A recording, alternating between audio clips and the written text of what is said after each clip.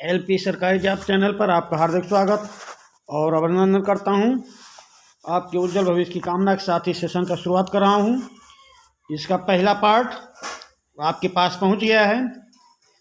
इसका दूसरा पार्ट, पहले पार्ट में 25 क्वेश्चन थे, ये दूसरे पार्ट में भी 26 नंबर से प्रश्न चालू है। तो दूसरा पार्ट 54 नंबर तक प्रश्न तक रहेगा। फिर तीसरा और चौथा बड़े बड़े पार्ट रहेंगे। तो चलिए भाई, इस सेशन का दूसरा पार्ट हम चालू करने जा रहे हैं। अपने दोस्तों के बीच सेशन को शेयर कर दें, उनसे बोले कठिन प्रश्नों की श्रृंखला चल रही है, अधिक प्रश्नों की श्रृंखला चल रही। सुबह पूरा सेशन नहीं भेज पाया आपके पास तो ये सेशन दो पार्ट में कर दिया हूँ। पहला पार्ट सुबह पहुँच गया है, दूसरा पार्ट ये आपके पास पहुंच रहा है। तो चलिए, प्रश्न नंबर 26, प्रशासन पर कार्यपालिका के नियंत्रण का उदाहरण है। प्रशासन पर कार्यपालिका के नियंत्रण का उदाहरण है। प्रश्न नंबर 26, के हनुमंतैया बनाम गांगुली विवाद, या ठक्कर आयोग रिपोर्ट, या सरकारी आयोग रिपोर्ट, या गोरवाला रिपोर्ट। प्रश्न नंबर 26 का उत्तर देने का प्रयास करें भाई। प्रशासन पर कार्यपालिका के नियंत्रण का उदाहरण है। प्रश्न नंबर 26 उत्तर देने का प्रयास करें भाई। के हनुमंतैया बनाम गांगुली रिपोर्ट, या ठक्कर आयोग रिपोर्ट, या सरकारी आयोग, या गोरवाला रिपोर्ट। प्रश्न नंबर 26, तो प्रशासन पर कार्यपालिका के नियंत्रण का उदाहरण है के हनुमंतैया बनाम गांगुली विवाद। प्रश्न नंबर 26 का ऑप्शन आपका सही उत्तर है। प्रशासन पर कार्यपालिका के नियंत्रण का उदाहरण है के हनुमंतैया बनाम गांगुली विवाद। प्रश्न नंबर 26 का ऑप्शन आ आपका सही उत्तर है। अगले प्रश्न पे आ जाएं। प्रश्न नंबर 27, प्रशासन पर कार्यपालिका नियंत्रण हस्तक्षेप कब बन जाता है। प्रशासन पर कार्यपालिका नियंत्रण हस्तक्षेप कब बन जाता है। ऑप्शन आ, जब मौखिक किंतु नियम विरुद्ध निर्देश दिए जाते हैं, या स्थानांतरण का भय दिखाया जाता है, या बार बार स्थानांतरण किया जाता है, या उपरोक्त तीनों स्थितियों में। तो प्रशासन पर कार्यपालिका नियंत्रण हस्तक्षेप कब बन जाता है भाई। जब मौखिक किंतु नियम विरुद्ध निर्देश दिए जाते हैं तब ये हस्तक्षेप बन जाता है। जब स्थानांतरण का भय दिखाया जाता है तब हस्तक्षेप बन जाता है। बार बार स्थानांतरण किया जाता है तब हस्तक्षेप बन जाता है। तो आपका उत्तर क्या सही होगा। प्रश्न नंबर 27 का ऑप्शन द, ऊपरोक्त तीनों स्थितियों में। 27 का ऑप्शन द आपका सही उत्तर होगा। अगले प्रश्न पे आ जाएं।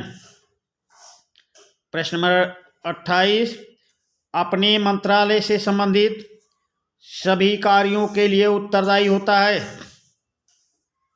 अपने मंत्रालय से संबंधित सभी कार्यों के लिए उत्तरदायी होता है कौन। मंत्री उत्तरदायी होता है, या सचिव उत्तरदायी होता है, या कर्मचारी उत्तरदायी होता है, या कोई नहीं उत्तरदायी होता। प्रश्न नंबर 28 का उत्तर देने का प्रयास करें।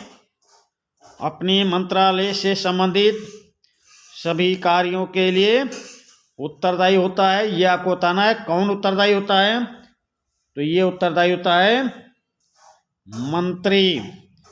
प्रश्न नंबर 28 का ऑप्शन आपका सही उत्तर हो जाएगा। अगले प्रश्न पे आ जाएं। प्रश्न नंबर 29, प्रशासन पर कार्यपालिका के नियंत्रण का स्वरूप कैसा होना चाहिए। प्रशासन पर कार्यपालिका के नियंत्रण का स्वरूप कैसा होना चाहिए। प्रश्न नंबर 29, ये दंडात्मक होना चाहिए, या नकारात्मक होना चाहिए, या सकारात्मक होना चाहिए, या भयकारी। प्रशासन पर कार्यपालिका के नियंत्रण का स्वरूप कैसा होना चाहिए? प्रश्न नंबर 29 का भाई उत्तर दें। तो प्रशासन पर कार्यपालिका के नियंत्रण का स्वरूप सकारात्मक होना चाहिए भाई। प्रश्न नंबर 29 का ऑप्शन सा आपका सही उत्तर है। अगले प्रश्न पे आ जाएं। लाल बहादुर शास्त्री ने बार बार होने वाली रेल दुर्घटनाओं के कारण मंत्री पद से त्याग पत्र दे दिया।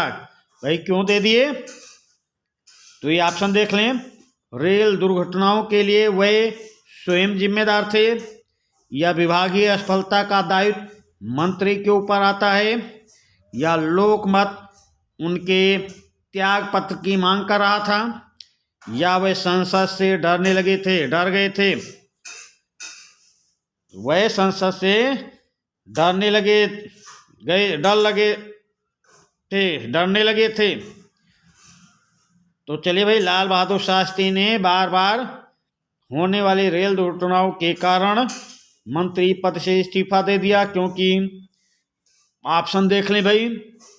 रेल दुर्घटनाओं के लिए वे स्वयं जिम्मेदार थे। भाई मंत्री स्वयं जिम्मेदार थोड़ी होगा, गलत। विभागीय असफलता का दायित्व मंत्री के ऊपर रहता है। लाल बहादुर शास्त्री ने बार बार होने वाली दुर्घटनाओं के कारण मंत्री पद से इस्तीफा दे दिया था, क्योंकि विभागीय असफलता का दायित्व मंत्री के ऊपर आता है भाई। प्रश्न नंबर 30 का ऑप्शन बा आपका सही उत्तर होगा। अगले प्रश्न पे आते हैं। प्रश्न नंबर 31 प्रशासनिक कानून के लिए प्रसिद्ध है। प्रशासनिक कानून के लिए प्रसिद्ध है फ्रांस, या अमेरिका, या इंग्लैंड, या भारत। प्रश्न नंबर 31 का उत्तर देने का प्रयास करें। प्रशासनिक कानून के लिए कौन सा देश प्रसिद्ध है? फ्रांस प्रसिद्ध है, या अमेरिका, या इंग्लैंड, या भारत। तो प्रशासनिक कानून के लिए प्रसिद्ध है भाई फ्रांस। फ्रांस प्रशासनिक कानून के लिए प्रसिद्ध है। प्रश्न नंबर 31 का ऑप्शन आ आपका सही उत्तर होगा। अगले प्रश्न पे आ जाएं। प्रश्न नंबर 32 कानून के शासन की अवधारणा के उद्भव के लिए प्रसिद्ध है। भाई किस देश में कानून के शासन की अवधारणा उद्भव हुई, या किस देश में कानून के शासन की अवधारणा का प्रतिपादन हुआ? तो ये अमेरिका में हुआ, या भारत में, या फ्रांस में, या इंग्लैंड में। प्रश्न नंबर 32 का उत्तर दें भाई। कानून के शासन की अवधारणा के उद्भव के लिए प्रसिद्ध है अमेरिका, भारत, फ्रांस, या इंग्लैंड। तो भाई कानून के शासन की अवधारणा के उद्भव के लिए प्रसिद्ध देश है इंग्लैंड। प्रश्न नंबर 32 का ऑप्शन दा आपका सही उत्तर होगा। कानून के शासन की अवधारणा के उद्भव के लिए प्रसिद्ध है इंग्लैंड भाई। चलिए अगले प्रश्न पे आ जाएं। प्रश्न नंबर 33 प्रशासनिक कानून राज्य कर्मचारियों को विशेष स्तर प्रदान करता है, या राज्य कर्मचारियों को सामान्य नागरिकों से बराबर मानता है, या सामान्य नागरिकों को राज्य कर्मचारियों से उच्चतर स्थिति प्रदान करता है, या उपयुक्त तीनों सही हैं। तो प्रश्न नंबर 33 का उत्तर देने का प्रयास करें भाई। प्रशासनिक कानून राज्य कर्मचारियों को विशेष स्तर प्रदान करता है, या राज्य कर्मचारियों को सामान्य नागरिकों के बराबर मानता है, या सामान्य नागरिकों को राज्य कर्मचारियों से उच्चतर स्थिति प्रदान करता है। प्रश्न नंबर 33 का उत्तर देने का प्रयास करें। तो प्रशासनिक कानून राज्य कर्मचारियों को विशेष स्तर प्रदान करता है भाई। प्रश्न नंबर 33 का ऑप्शन आपका सही उत्तर होगा। अगले प्रश्न पे आ जाएं। प्रश्न नंबर 34, कानून के शासन के अर्थ से संबंधित नहीं है।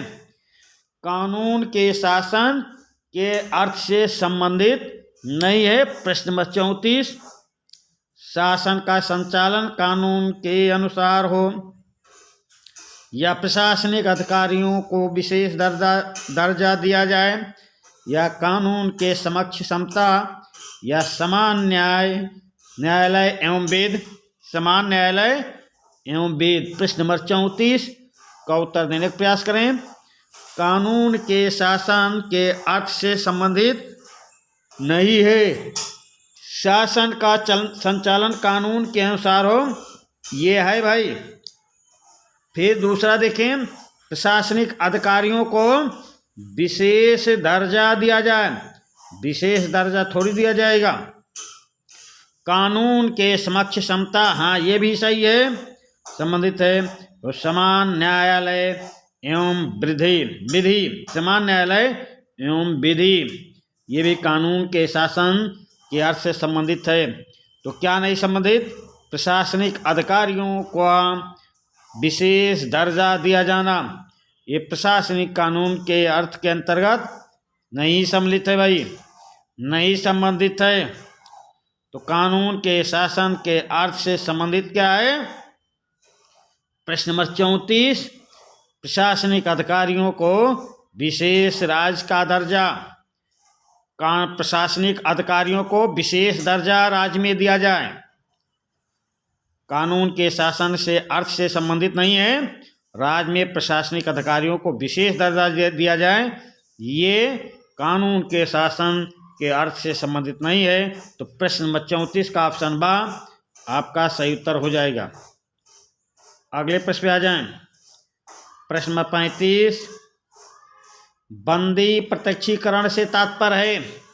बंदी प्रत्यक्षीकरण से तात्पर्य है कैदी को कानून के विरुद्ध जेल में न रखा जाए और उसको समीपस्थ न्यायाधीश के समक्ष पेश किया जाए, या न्यायालय सरकारी अधिकारी को अपने कर्तव्य पालन का आदेश दे सकता है, या उच्च न्यायालय द्वारा छोटी अदालतों को उस समय जारी करना जब वह अपने अधिकार क्षेत्र से बाहर जा रही हों, या उपर्युक्त में से कोई नहीं। तो प्रश्न नंबर 35 का उत्तर देने का प्रयास करें भाई। बंदी प्रत्यक्षीकरण से तात्पर्य क्या है? कैदी को कानून के विरुद्ध जेल में न रखा जाए और उसको समीपस्थ न्यायाधीश के समक्ष पेश किया जाए।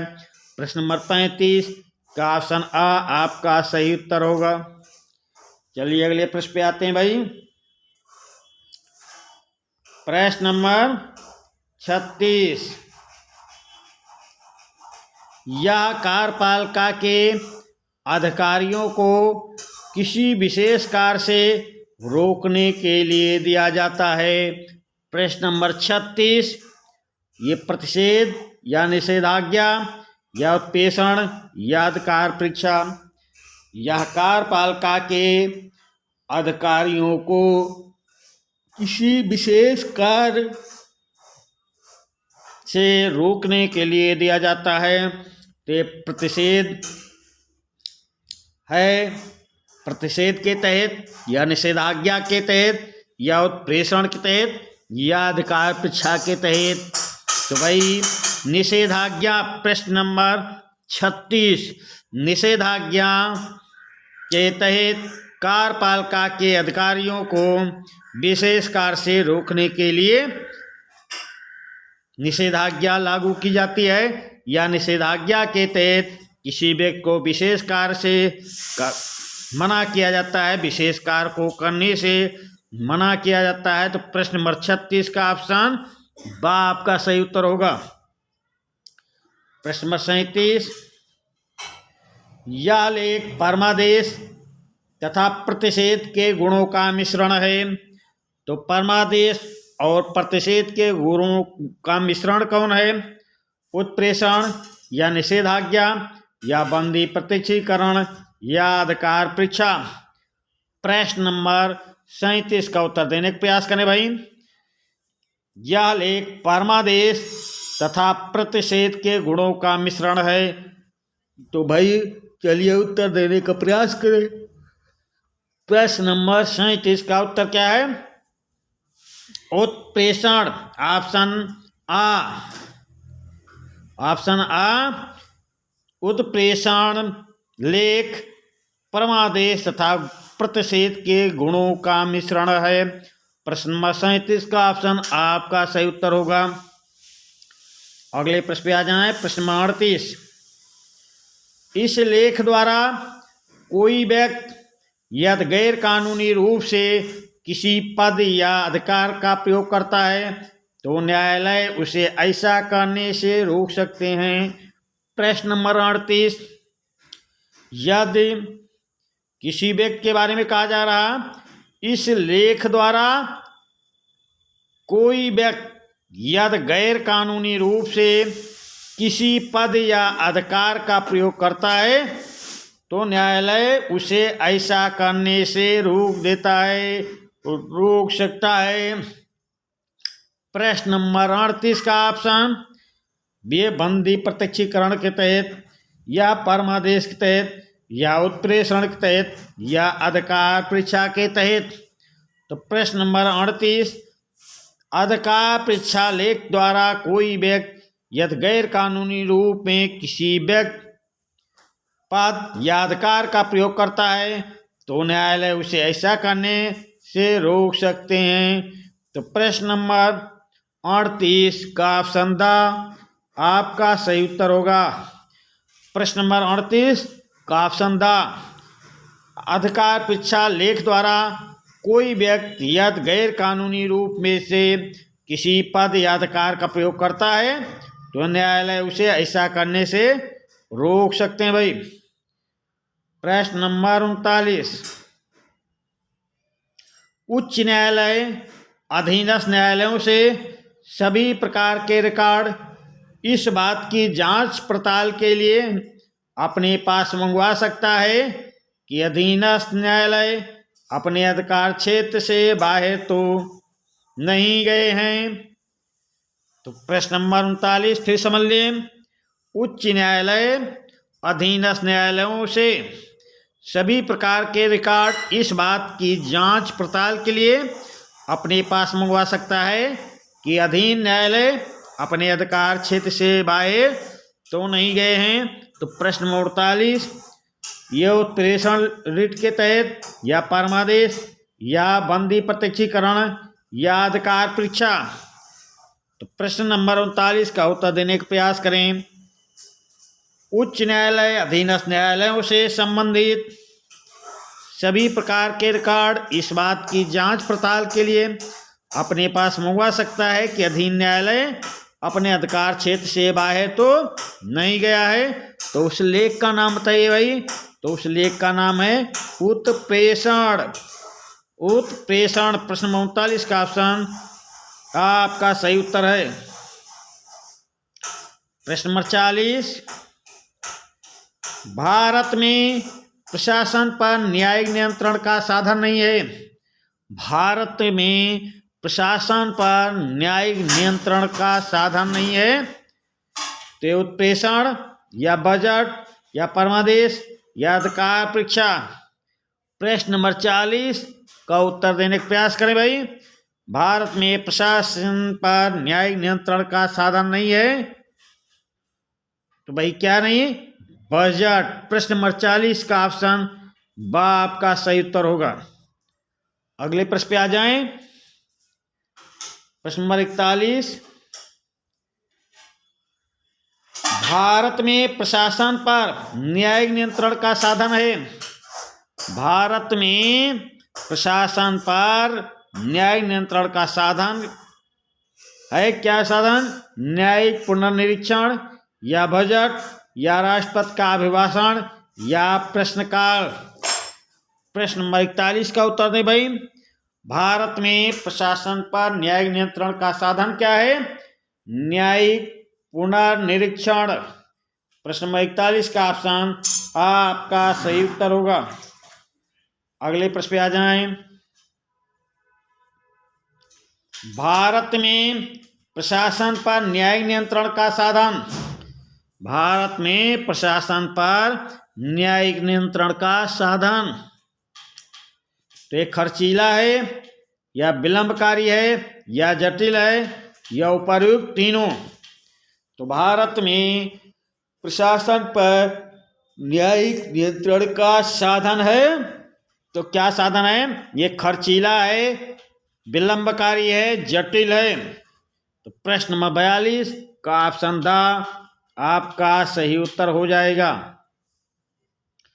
प्रश्न नंबर 40 का ऑप्शन द आपका सही उत्तर है। चलिए भाई, प्रश्न नंबर 42 का ऑप्शन द ये खर्चीला है, विलंबकारी है, जटिल है।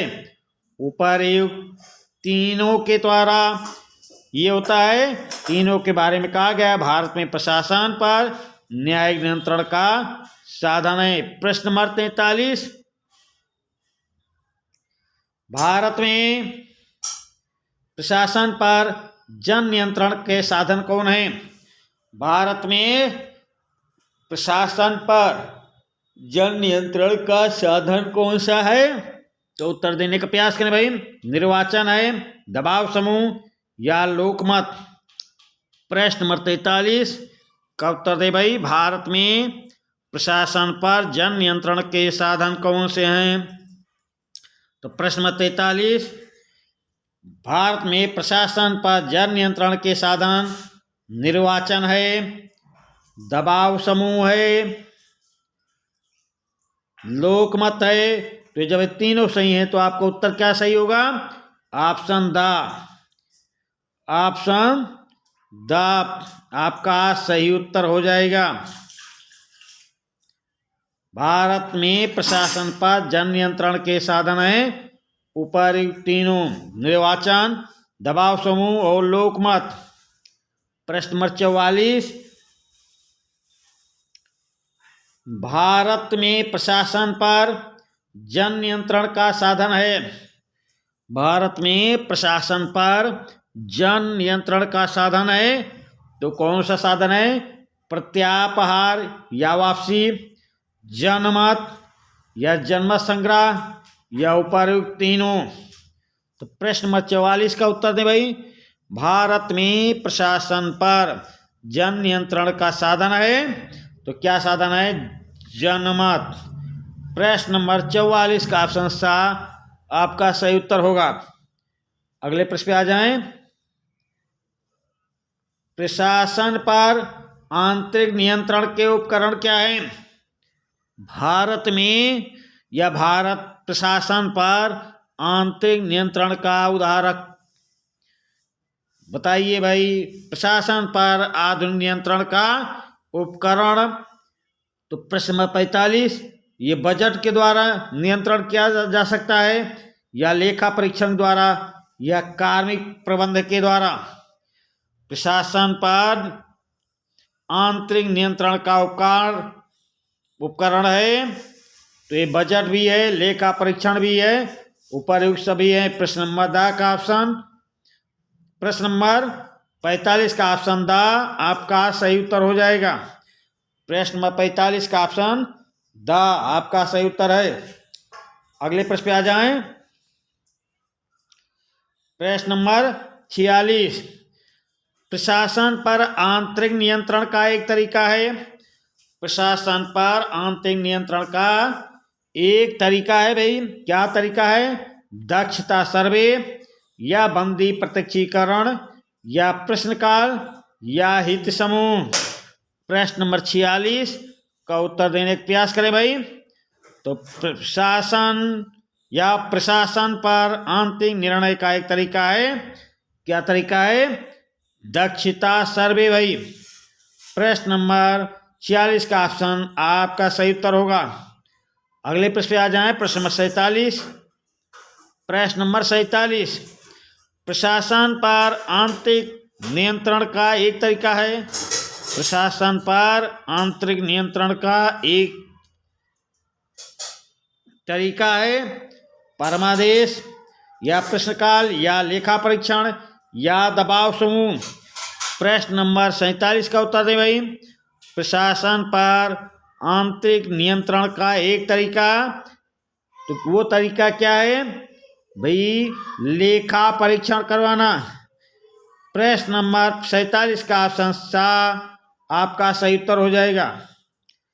प्रश्न नंबर 48, प्रशासन पर आंतरिक नियंत्रण का तरीका है। प्रशासन पर आंतरिक नियंत्रण का क्या तरीका है? प्रश्नकाल या आचार संहिता या दबाव समूह या निर्वाचन। प्रश्न नंबर 48 का उत्तर दे भाई। प्रश्न नंबर 48 का उत्तर देने का प्रयास करें। प्रशासन पर आंतरिक नियंत्रण का तरीका क्या है, ये आप बताने का प्रयास करें। तो प्रश्न नंबर 48 का ऑप्शन बा, प्रशासन पर आंतरिक नियंत्रण का तरीका क्या है? तो आंतरिक नियंत्रण का तरीका है आचार संहिता।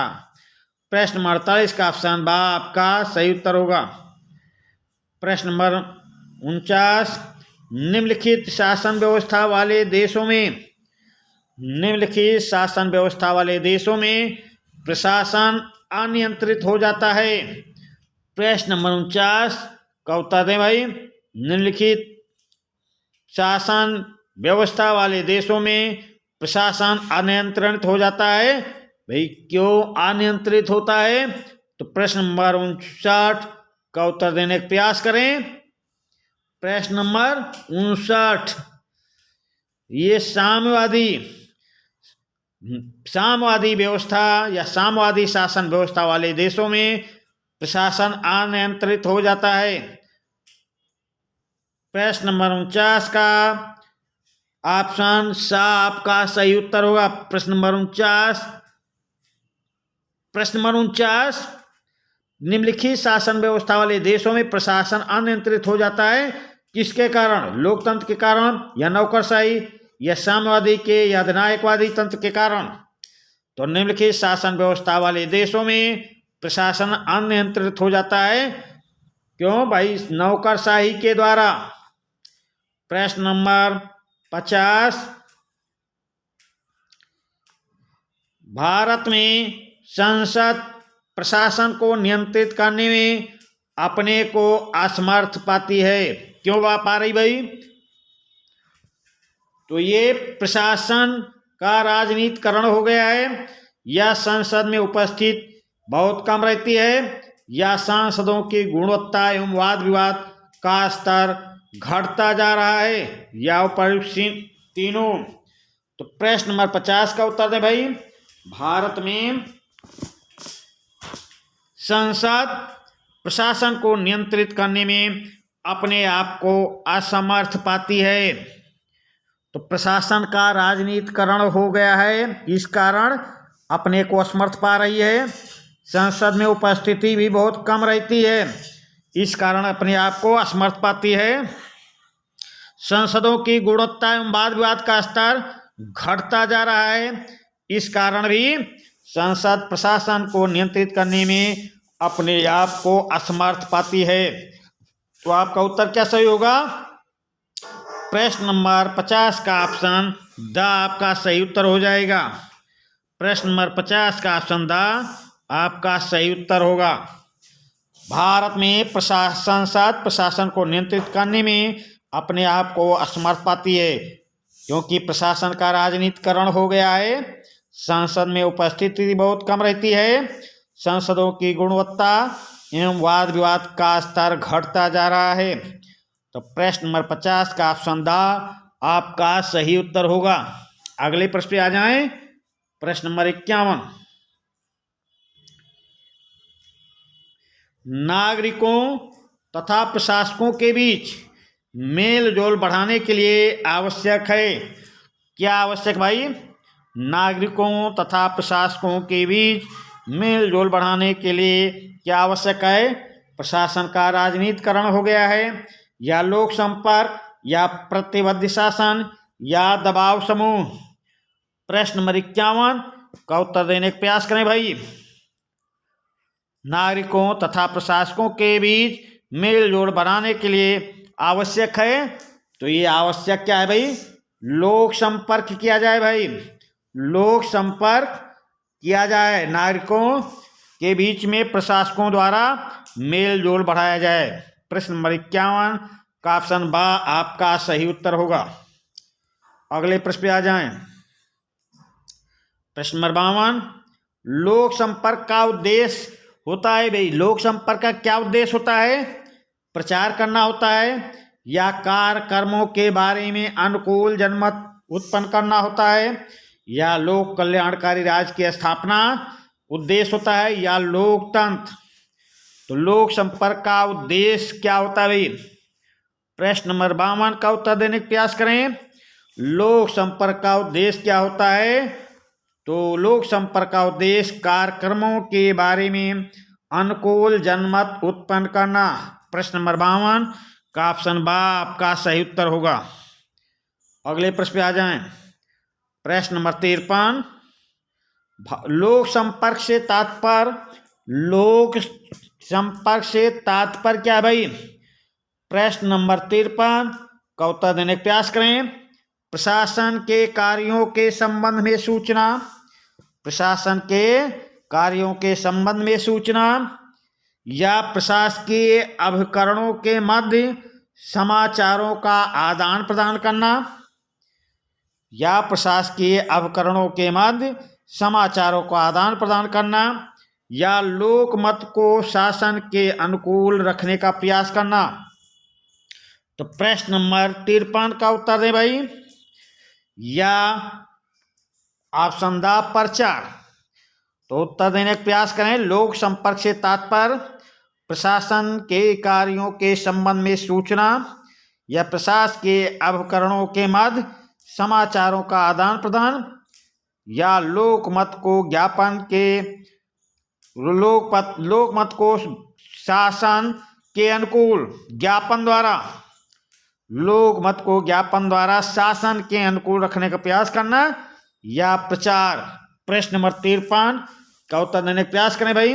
तो प्रश्न नंबर 53 लोक संपर्क से तात्पर्य है लोकमत को शासन के अनुकूल रखने का प्रयास करना भाई।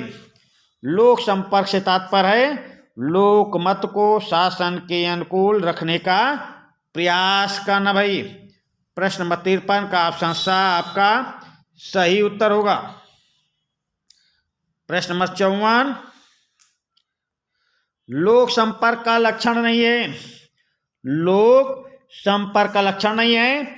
चलिए देखते हैं।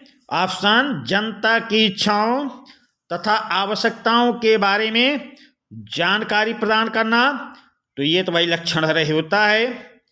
जनता को सलाह देना कि उसे क्या कामना करनी चाहिए, ऐसा थोड़ी सलाह दी जाती है लोक संपर्क में, ये गलत है।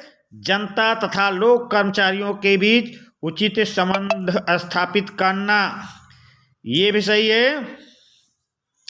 प्रशासन की उपलब्धियों के बारे में जनता को सूचित करना, ये भी सही है। और लोक संपर्क का लक्षण नहीं है पूछा जा रहा, तो लोक संपर्क का क्या लक्षण नहीं है?